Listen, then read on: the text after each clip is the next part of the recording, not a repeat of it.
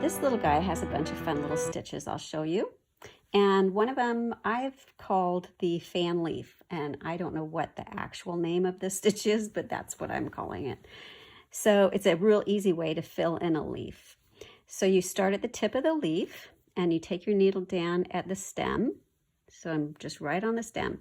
Now I'm going to bring the needle up on one side of where the initial stitch came out, following the line that I drew for the leaf. And then all you have to do is put it back down in that same hole at the base. And we're going to come up on the other side, on the drawn line. And in the same hole in the base. I didn't get my stitches right together there, so I'm going to kind of cheat and go back and get a stitch there. Now I'm going to go right to the side. Usually I go back and forth and back and forth. Okay, now I'll go to this side and just keep following that line that you drew for the leaf, the shape of the leaf, until you get it all filled in. And it's always ending up going in that same hole at the bottom. Looks like maybe this side needs just one more stitch. And that is what I call a fan stitch. Really fast way to fill in leaves. Another way to fill in leaves is by using a fly stitch, and that's what I did with these long skinny leaves. So for that, you're going to start at the tip of the leaf and bring your needle down about 1/4 inch. I'm going to come up just like I did on the fan stitch, just on one side of where I began and a little farther down. So I'm following the line that I drew. Now I'm going to carry my thread down and put my needle on the other side of that initial stitch. Come back up in the base of that first stitch. The thread is going to go under my needle, and that forms a fly stitch. Now I just need to tack it in place by bringing the thread down on the other side of that little V. And I'm going to repeat that. So I'm going to come up on one side, go down on the other side, bring the needle up at the base of the last stitch. The thread's going to go under the needle again, pull it towards me, just like that. And now I'm going to put the needle down right on the other side of that V to hold that stitch in place. And that's how simple this one is. So you just keep going all the way down till you finish the leaf. This design also has some different flowers, and I want to show you this one. It's called a woven wheel, and you always start with an odd number of spokes. So I'm going to use 7 spokes. And you want to start at the outside so that your knot's not in the center, because all those spoke stitches are going to come back through the center, and you don't have to be pulling your needle through a big knot. So we'll make 7 spokes around the circle.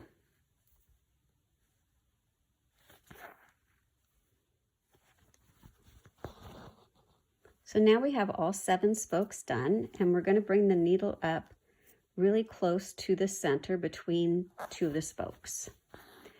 And I like to use the eye of the needle so that I don't accidentally pick up any thread. And I'm going to go under the first, over, and then under, and you're just going to weave it all the way around. And I don't like to pull it too tight. That is another look, which is kind of fun. It makes it a little poofier, but I just want these particular ones to lie pretty flat. So you just continue all the way around until you can't see the spokes anymore. So now I've filled in my circle, and I'm just going to take my needle down just on the outside and be careful not to pull it really tight, because if you pull, it's just going to all gather up. And then just knot it from the other side, again being really careful not to pull it too tight. So while I have this rust colored thread, which it's called rust, but it actually looks kind of like a dusty pink to me, I'm going to do some French knots. So for a French knot, you're going to pull your thread up on the dot. I moved this over a little bit only because I'm still designing this, so I think it needs to be there. And for this one, I want big nubby knots. So I'm wrapping it around 3 times.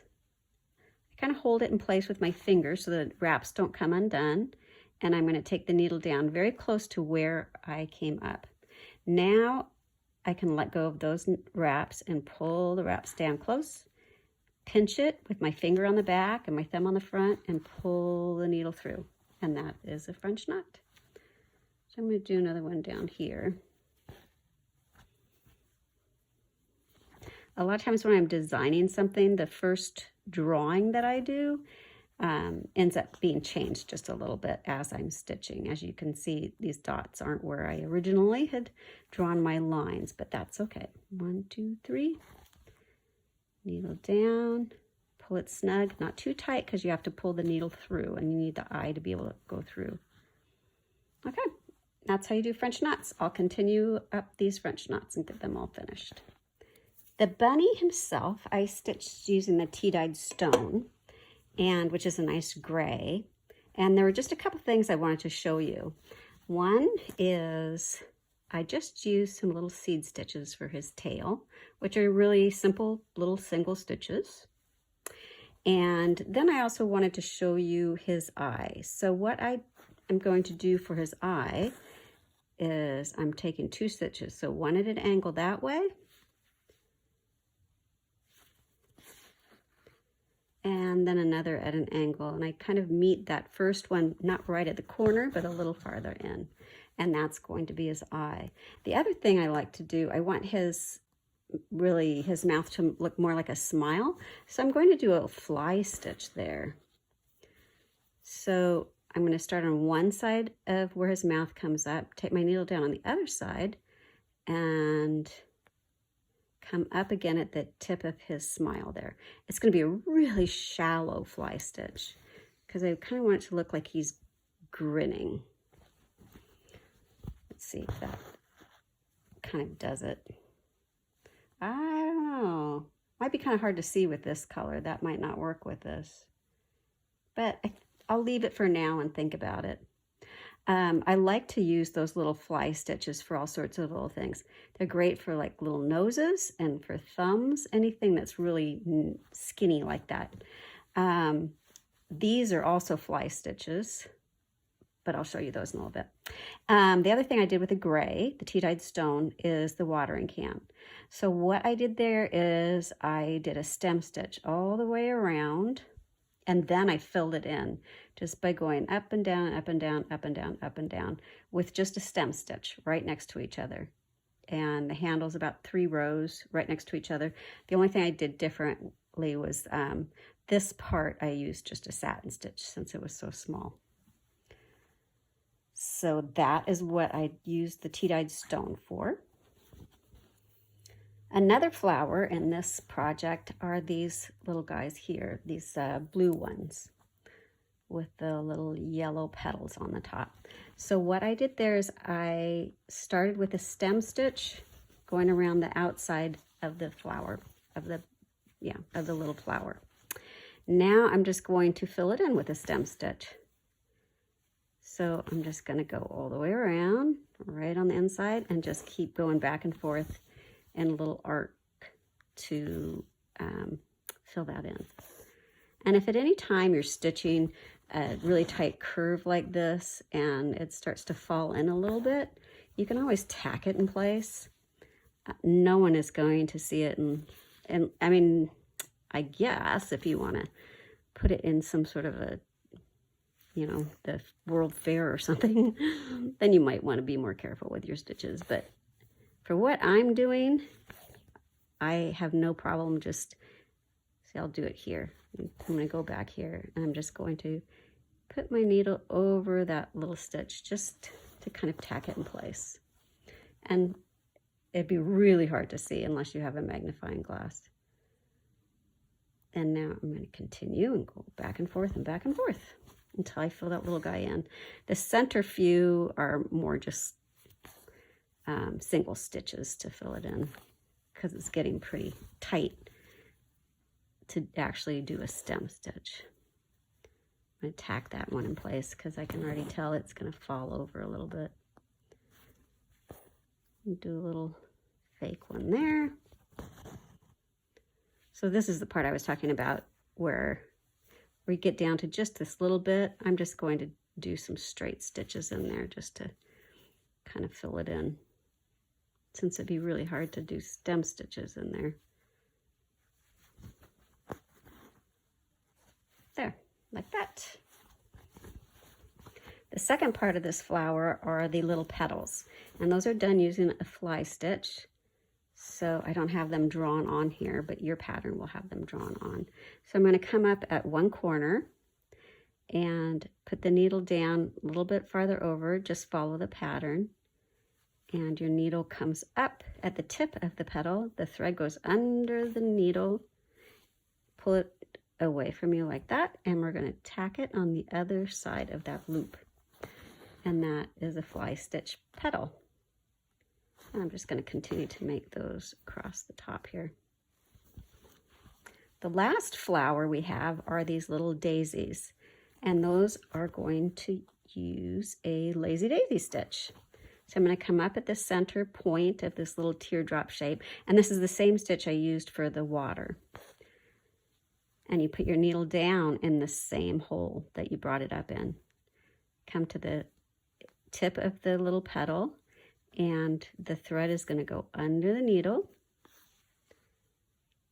and tack it in place, and that is the first petal. And if you look at the other ones that are finished, they also have a little French knot in the center.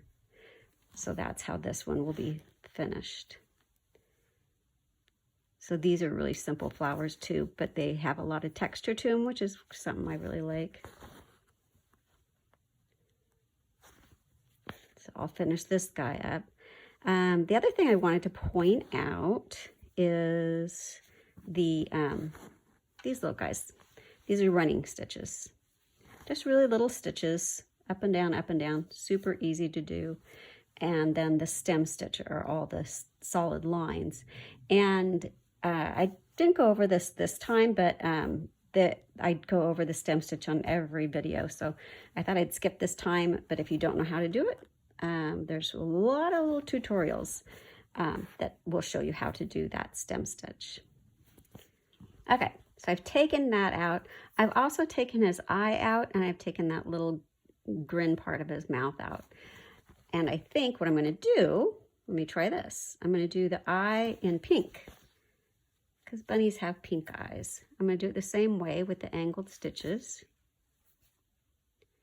And this time I'm not going to do a cheek, and I'm not going to do a little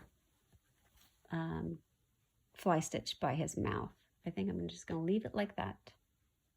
And I think I've got all the stitches on here. The second way I stitched this guy up was I was just going to do it with one color. And then I thought, well, it'd be kind of fun to add just a little pop of color. So I made the flower coming out of his pocket this pretty pink. And these are DMC colors. I also wanted to make this one a little simpler in case you don't want to do any, filling in or any of the fan leaf stitch or the fly stitch leaf. All you have to do is just outline. So I wanted to show you that that's always an option. If you want to keep it a bit simpler, you can see the difference between like these flowers where this was filled in or not, and the leaves were filled in or not. And I think both ways look great. I still filled these in, but if you wanted to just make another daisy there, a little daisy like that using lazy daisy stitches, that's always an option too. So I hope you like the July pattern. I can't wait to see your samples all stitched up. And you guys have a safe and fun July.